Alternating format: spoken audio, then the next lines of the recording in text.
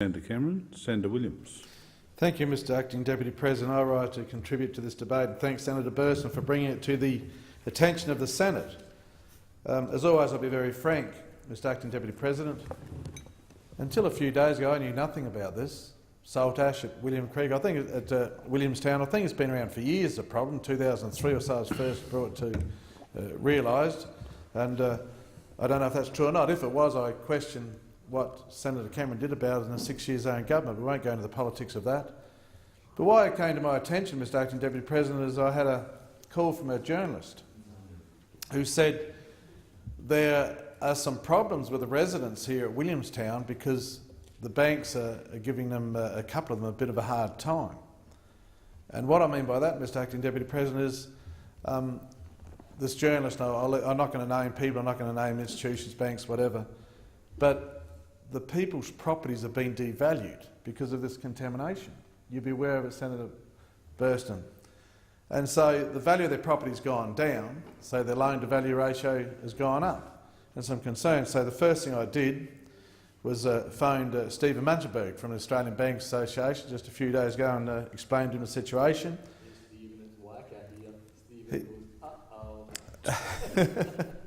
Terrible interjection from Senator Cameron over there, Mr Acting Deputy President. You should pull him into line. Anyway, Steve Munchberg was very good as always. I get on very well with Steve in the Australian Banks Association. I did call the 4 representatives of the big banks to say, look, there's a problem here. People's properties are being devalued through absolutely no fault of their own.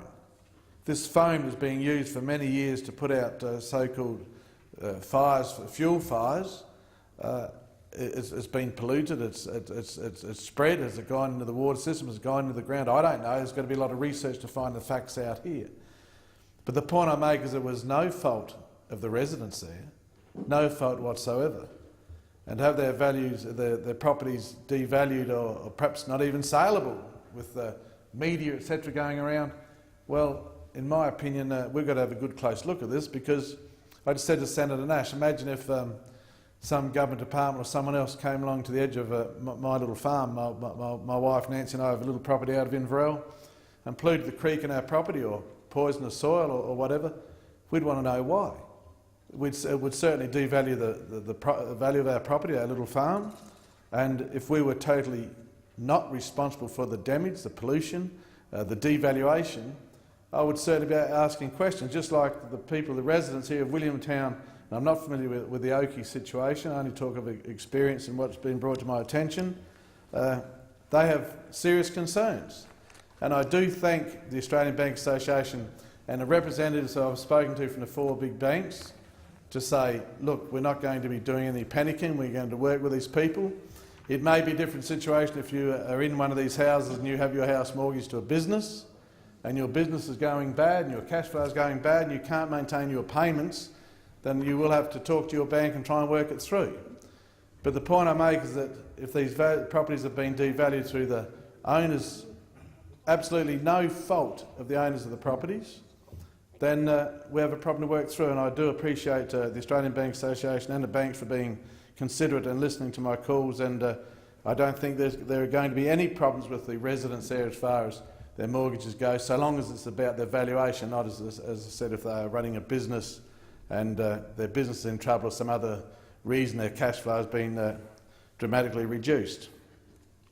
It is very testing times for these people at Williamtown, and this PFAS that I've never heard of before I found out about it this week, it is a serious chemical. Let's talk about listing on the Stockholm listings of chemicals. I think that's the case of banning these chemicals. The case I want to put is that what can the government do? Well, the first question we've got to do is, or the first thing we are doing is supporting these people, some money going in from defence to help Hunter Water actually put water onto these houses if they do not on town water. So then they can be supplied with clean water. That's a good plus in itself. Certainly helping in the health department with the situation of blood tests and so on. That's also some mental health support, which is most important. Imagine if you live there, Mr Acting Deputy President, and you found yourself under financial pressure, You bought a property, it might have been worth, might have been worth $500,000, your house. All of a sudden you think it's worth $300,000, even less. Then if you owed $200,000 or $300,000 on your property, you thought you're getting ahead, you had half your house paid for its value, all of a sudden you're back to owning the whole value of the property. Not a good thing to have on your mind, and some mental health issues may be a serious problem there as well.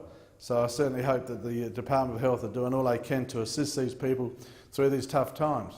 As far as I'm concerned, and Senator Burston, you would know more about this issue than me, we need to go right through this testing, see where the pollution is. First thing is stop any further pollution, and no doubt these chemicals are no longer being used by the Defence Department.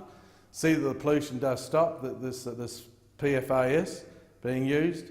Then research, do the testing of the soils and the water, and see how far the pollution has spread, and see that it's from the source of the Defence Department, prevent the spreading, then see what we can do to clean up the mess. And as far as I'm concerned, Mr Acting Deputy President, if it is the cause of the Defence Department and the values are seriously devalued of their properties, then I think that the Defence Department should compensate those people for the devaluation. As I said, if they're just living in their house, they've bought a property, they may have bought a block of land there, Senator Burston, and built their house, thinking everything is honky-dory, everything is fine. Then through no fault of their own, just because of where they bought near the Air Force Base there at Williamtown, Saltash, then through no fault of their own, they've suffered an enormous financial blow because of someone else or some department. I should not say someone else. It would have been many people made these decisions. They would have been advised, no doubt, years ago that these PFAS foam for fighting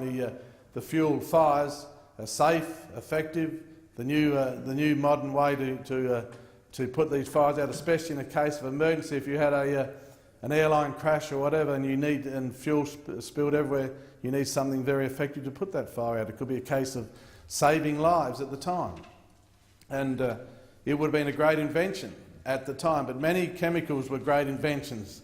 Arsenic for drenching sheep and dipping sheep for lice and everything was a great invention years ago on the farm. Till they were banned, till people realised the carcinogenic effect of such dangerous chemicals. And this may be a case of the same situation with this PFAS, where they've designed something, invented a chemical that's very, very effective for fuel fires, only to find later in life that, hang on, this is not a pure chemical, it's actually a pollutant, it's dangerous, it can cause enormous damage to the environment and to people. Who knows? I'm not a doctor, I'm not a specialist in this field.